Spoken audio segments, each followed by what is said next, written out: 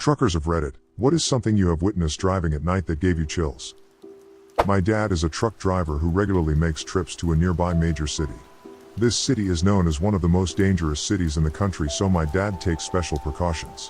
One of them being he always leaves several car lengths in front of him at a red light so he can get out if needed. One day around 5 a.m. he was sitting at a red light and someone hit him so hard that his truck moved forward several feet and it knocked the hat off of his head. He looked in the rearview mirror and saw someone run up to the back of his trailer and faint. He decided he should stay put and wait for the police to show up. Turns out a Cadillac had hit him from behind going 110 miles per hour. Both men in the front seat were completely decapitated. You could see the spot on the trailer where their heads hit. The driver was still drunk and high from the night before. My dad was put on leave for several weeks and endlessly questioned. For some reason the police thought it was suspicious that he had left space between him and the next car. He felt really guilty about it for a long time, but we told him had he not been there they would have hit the cars in front of him and more people likely would have died. I was a kid when this happened and he never let me ride along with him again. Obligatory, not a trucker, but I work as a customer service rep for a trucking company in Omaha. Two stories that come to mind. Both are quite serious. The first one happened about a year or two before I started. One of our local Omaha drivers was grabbing a load from the Council Bluffs rail and headed towards downtown 13th Street. A woman had stepped out in front of his truck and she was killed instantly. Investigators had later found a suicide note she had written shortly before our driver hit her. The driver was a new guy and he quit immediately after the accident. This one happened shortly after I started working there. We dispatched local and OTR drivers in one evening. Just before shutting down for the day, we start getting multiple calls from people in the California area headed west. Motorists are reporting that one of our drivers is speeding, cutting off people, not signaling, and just all around reckless driving. We managed to identify the driver in question, call him up, and the guy is inconsolable. Turns out his sister had been murdered at her apartment and he was literally racing to get back to me as fast as his truck could take him. My boss told him to park the truck immediately, and bought 2 plane tickets. One for the driver to fly back to Omaha, and another ticket to fly a volunteer out to California to pick up his truck. I'll stick with a story from when I was straight and sober. Coming back from Kununurra, very northern town in Western Australia, to Perth one night. Seen no one else on the road for hours, but every now and then, on a long straight, I could see a set of tail lights in the distance. All of a sudden, there's the tail lights, attached to a trailer that stopped dead in the middle of the road. I slammed on the brakes and swerved around it, and that's when I realized that the truck, towing 3 trailers, had run off the road into the only large tree for miles. If not for how this ended, I'd laugh my arse off at the irony. I pulled forwards, off the road, and jumped out. My co-driver, who'd been asleep, but got thrown out of the bunk when I slammed on the brakes, was already calling emergency services. As I got to the back of my 3rd trailer, wisps of smoke started from under the cab of the Volvo wrapped around the tree. I raced back, grabbed a fire extinguisher and was running towards the wreck when I heard a groan from the ditch, about 10 meters in front of the wreck. The driver had been thrown clean through the windscreen, and while he was an absolute mess, at least he was alive. The Volvo was, by now, in flames. But that just gave me some light to inspect old mate for injuries. And then I heard the sound that, even now, tears me to the core. A thin, high-pitched squeal, gradually progressing into the most soul-piercing scream I've ever heard. His co-driver had also been asleep in the bunk. And with the truck wrapped around the tree, he was stuck. And I hadn't thought to fight the fire. And now some poor bastard was burning to death, trapped in a steel coffin, while I'd just collapsed. Impotent and broken. I still drive trucks now. It's my life. It's cost me several relationships and a marriage, but I don't know anything else that I can do. I love the life, I love the freedom, and I always know that I can lose everything in the blink of an eye. But I never again, and never will, drive as a 2-up team. I could never live with killing a workmate because I fucked up. Many years ago I was on what is called a meet and turn. This is where a driver that is domiciled out of one city will drive a load halfway to its destination, while a driver domiciled out of that destination will drive halfway with a load that is destined for my city. We meet in a parking lot, switch trailers and drive back home. I had been on this run for a few months and found that I always got to the meet point about an hour before the other driver. It was a dark and empty dirt lot at about 3 a.m., so I would stretch out across the seat and take a short nap. One night, about 10 minutes into my nap, I was awoken by a barking dog. I tried to ignore it, but it carried on for several minutes and got louder as the dog got closer. Soon, it became apparent that the dog was right outside of my truck barking at me. Okay, Either this dog is Lassie and is trying to alert me to something, or else he is just a pain in the ass and I will need to throw something at him to scare him off. It is important to note that the barking had been going on for a good 10 minutes at this point. So, I sat up and looked out my window. Standing there, mere inches on the other side of the glass, was a man of about 35. He was a large fellow, and was barking at me. His eyes were crazy and he was frothing at the mouth a little. The scene really held my full attention for a moment. The sheer creepiness of this struck me. Gently, and making an absolute minimum of sudden movements, I reached down and started my truck and slowly pulled away. He chased me, much like you might expect an angry dog to do, barking all the while. Needless to say, it played hell with my power naps from then on. My buddy is a trucker. He was stopped at this rest stop somewhere in Ohio. He was outside of his truck checking something near the rear trailer wheels. A car pulled upside him and the driver rolled his window down. The driver was a middle-aged male and creepily asked my buddy if he wanted to have a good time. My buddy responded, "Nah, leave me alone." The guy driving the car sped off. Around 2 hours later, my buddy went back outside to check something near the rear wheels again. As he was bent down, he heard this car approaching quickly. It was the same man he encountered earlier. The man attempted to hit my friend with his car, at probably 25 miles per hour, but was unsuccessful as my friend jumped under the trailer. The driver of the car stopped about 30 feet from the trailer and put his car in reverse. As he began to back up, my buddy grabbed his tire iron and threw it at the car. The tire iron smashed through the rear window of the car. The driver sped off immediately. My buddy didn't get a plate number or great description of the vehicle or guy as it all happened at night. He was upset that he lost his tire iron though.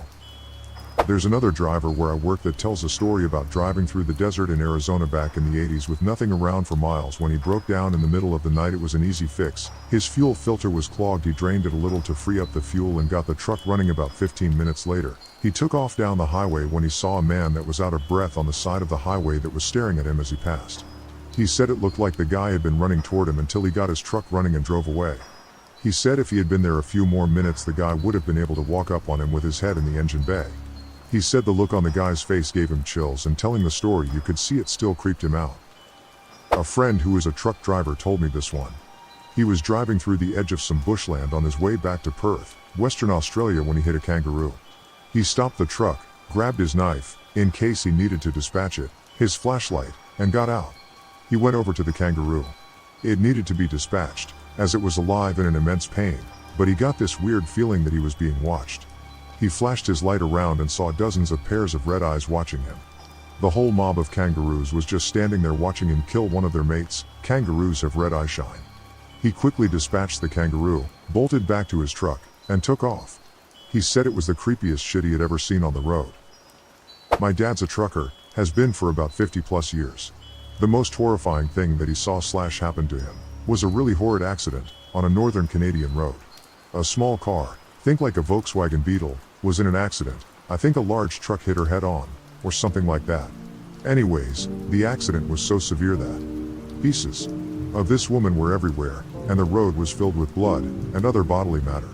This was fairly late in the night, around 1 to 2 a.m., and the Department of Highways sent out one lone guy as a cleanup worker. My dad drove past the accident and saw this guy throwing up in the ditch, so he stopped and asked him if he was okay and what was going on. So the guy told him about the accident, and my dad saw everything. The guy was really struggling to clean everything up, and my dad, being the type that'll help out anyone and everyone, helped him clean everything up. This was a few years ago, and he still has nightmares about it. The scariest thing that has ever happened to me. About 10 years ago, I ran out at night to a 7-Eleven to get a pack of smokes. There was a 7-Eleven right outside of my subdivision. I'm standing in line and a huge dude gets in line behind me. No big deal. I'm not a small woman myself.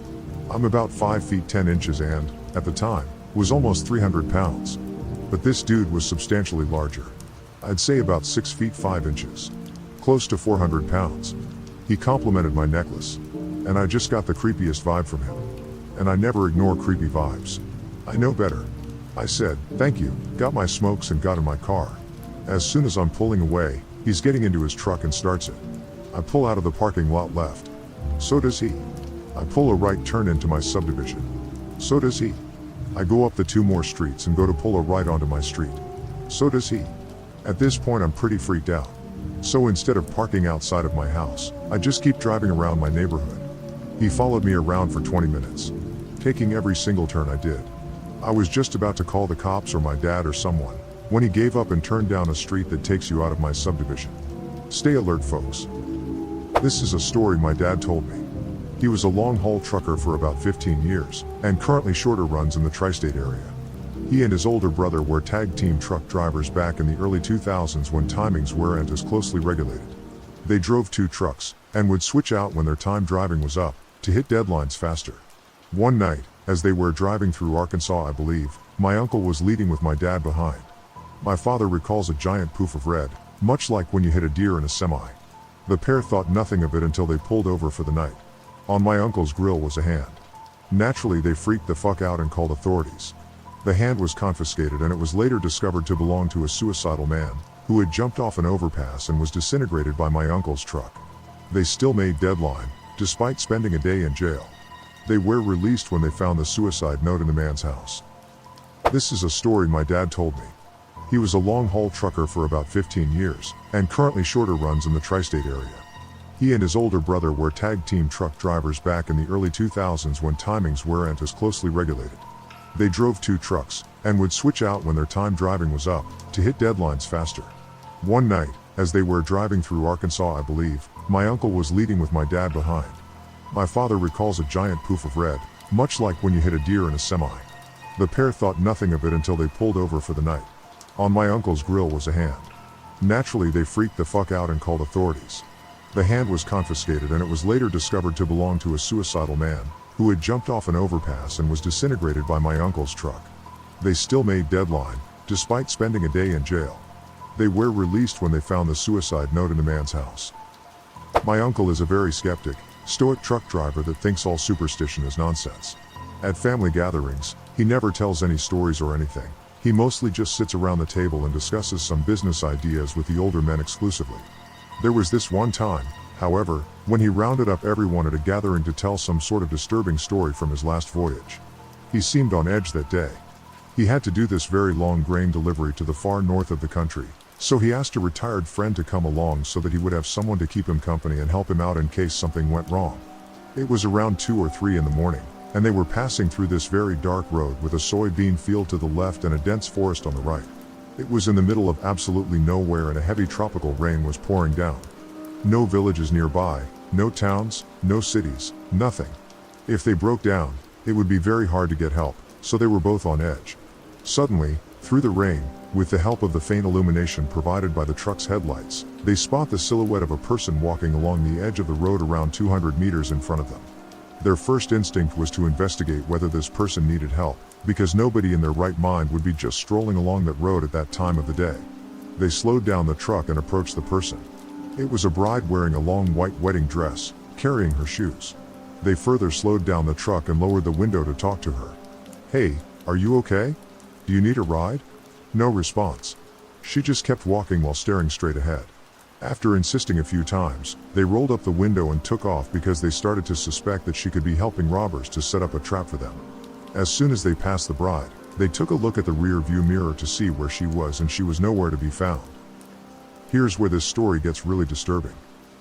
Once they reached the nearest village, they told this story to a baker working at the mini market where they decided to stop to have some brunch. They say they will never forget the look of horror in that man's eyes after hearing it. He was stunned for a few seconds, but after recomposing himself he said, "Yesterday my son went to a friend's wedding and came back around 30 minutes later saying that apparently the ceremony had been cancelled or something, because neither the bride nor the groom showed up. I just heard a few minutes ago in the radio that the guy, who is now missing, murdered his bride on the day of their wedding for no apparent reason." My grandfather was a truck driver for about 25 to 26 years, so he was pretty good at it. He would normally be gone for days at a time, so he had a sleeper rig with a bed, kitchenette, and stuff like that in the back. He would normally take naps in the bed in the back in the yard when waiting to get his haul for the day, and would leave the truck on for air conditioning or heat. So this time he decided to sleep in the driver's seat and was asleep for about 10 or 20 minutes. At this point in the story I should mention that my grandfather is 69 years old, but this was about 4 or 5 years ago when this happened. He is a Vietnam War veteran with a Purple Heart and multiple health conditions because of heavy smoking during this time, and he also has some severe PTSD from it. But he is still as strong as an ox. So back to the story. While he was asleep, a guy that was high on meth and heroin at the time of the incident. He had 3 warrants out for his arrest and wasn't allowed to own any weapons, but of course he did. Jumped the fence to get into the truck yard and began to put multiple rounds into the windshield of my grandfather's truck. During this, my grandfather of course woke up and dove into the back of his truck and called the cops. After 10 more rounds flew through the windshield, the guy jumped the fence and ran back into the woods and hid there until the cops later found him. My grandfather was all okay and later found out that the guy had been living in the woods for about 3 months before he shot at him. He also later found out that the guy shot at him because he believed that my grandfather stole his spacesuit, which my grandfather did not do. Everyone is okay now and the guy is in prison for 1 more year. My cousin went on a gap year to Australia a few years ago. He drove across the country in a camper van and had 2 creepy tales. The first one was they came across a broken down car at the side of the road. The guy flagged him down and my cousin slowed down but locked his doors because something didn't feel right. He then noticed a couple more guys emerging from the trees with baseballs and blades and floored it out of there. The same week he turned up at a campsite after driving hundreds of kilometers and the police were there and turned him away. He was pissed off because the next site was over an hour away, but he drove it anyway. Turns out there was a madman running around. Not long after he pulled away from the first campsite, the naked madman appeared on the site and killed a French couple that were camping there. I did see a news article about it when it happened, but I can't find it now. I was driving along this path with a mountain on one side and a really steep drop on the other, probably about an 80 degrees drop down 7 stories. I want to emphasize that nothing is getting up that hill. It was snowing and I couldn't see anything in front of me, as there were no street lamps and it was about 11 p.m. in the middle of winter. I hear a noise from the bottom of the drop. I brush it off as a sheep or something like that and I keep driving. I was also really scared as it is, as my truck is pretty hefty and it was a slim road at night, so I just assumed my brain was messing with me. I was driving along this trail for a few more minutes. I could hear the noise again. This time it felt closer, but still quite far at the bottom of the mountain, so I brushed it off yet again. Not even 10 seconds later I hear the exact same noise, yet it was so close. I was fucking mortified. I don't know what came over me, but I stopped and got out of the truck. The noise was getting louder, and I peered over the edge of the hill. My heart skipped several beats. I got back in my truck immediately and floored it. What I saw was this fucking question posted here again.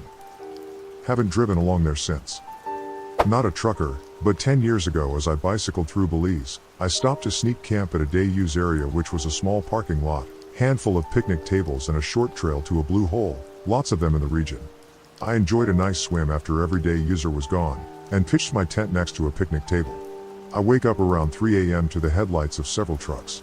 Being that I was in Belize, I didn't think twice and ran into some bushes, wearing only my underwear. A dozen of shadows came out of 2 trucks, rolling big empty barrels across the parking lot and into the woods. Came back with the barrels full, loaded up the trucks and took off, all without noticing me. Didn't sleep super well after that. I've posted this before, but the most frightened I have been driving a truck was going over Donner Pass one night on I-80 towards Sacramento. I had stopped in Reno and checked weather reports. It was early May or late April, can't remember now, but there was still a chance of bad road conditions up there. The weather reports called for light snow flurries and the SIA site said chain laws were not in effect, so I went on my way. I got up to the top and suddenly the sky just dumped a blizzard. It was almost total whiteout conditions and I was past the chain up areas and the rest areas with no real safe place to stop. I could just barely make out the tracks of the truck ahead of me and I slowly followed those, praying that he did not run off the road. The worst thing about it, the wind was blowing, making the snow swirl violently in my vision. That caused me to experience this weird vertigo I have only experienced like that one time. I began to feel like my body was losing which way was up. Fortunately it did not last very long. I got down to a lower elevation and it suddenly became heavy rain. I was never so happy to see a rainstorm on a mountain that I can remember. I'm not a trucker, but I was driving home one night, and it was Christmas time, and I'm driving home in a country road in Southern Virginia. There was a decent number of houses around, all had their lights on, and there was no other cars on the road. As I'm driving, I look out my right window and there is a train barreling straight at me, 50 feet away. Apparently there was no gate on the particular crossing, and all the Christmas lights made the bigger red crossing lights look like just another light. Since there was no other cars around, and it was a neighborhood, the train didn't blow its whistle for obviously reasons. It's scary to know another few seconds later, and I would be dead. I left my girlfriend's house one evening around midnight, and I saw a body in the middle of the street. It was a dead-end, side street, so not much traffic. I stopped in front of the body and flashed my lights, nothing. I pulled up alongside the body very cautiously and asked if they were okay. The woman began sobbing uncontrollably, still in the street. I told her to get up and get on the sidewalk or I would call 911 for her own benefit. She ignored me. So I drove down the street a little bit and called the police. I saw in my rear view mirror that she got up, walked 2 steps, and then collapsed again. I left, figuring the cops would take care of it. It was just outside my girlfriend's house, about 2 houses down. I called her and told her almost immediately after calling the police. She went out on her porch to look and the girl was gone. If you guys like this video, please drop a like and subscribe, and also check out my Instagram account Scary Time that is linked in the description, and as always, stay scary.